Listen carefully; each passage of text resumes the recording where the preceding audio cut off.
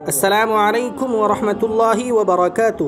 ناظرین و سامعین، استقبال ہے آپ کا بزم تھانوی یوٹیوب چینل پر۔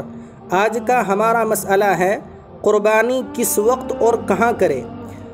بقرعید کی 10ویں تاریخ سے لے کر 12ویں تاریخ تک کی شام آفتاب غروب ہونے سے پہلے تک قربانی کا وقت ہے۔ ان دنوں میں جب چاہے قربانی کر سکتا ہے، لیکن پہلا دن افضل ہے، پھر 11ویں تاریخ، پھر 12ویں تاریخ۔ نمبر 2، شہر میں نماز عید سے پہلے قربانی کرنا درست نہیں۔ اگر کسی نے عید سے پہلے جانور ذبح کر لیا تو یہ گوشت کا جانور ہوا، قربانی نہیں ہوگی۔ البتہ دیہات میں جہاں عید کی نماز نہیں ہوتی، عید کے دن صبح صادق طلوع ہو جانے کے بعد قربانی کرنا درست ہے۔ نمبر 3، اگر شہری آدمی خود تو شہر میں موجود ہے مگر قربانی کا جانور دیہات میں بھیج دے اور وہاں صبح صادق کے بعد قربانی ہو جائے تو درست ہے۔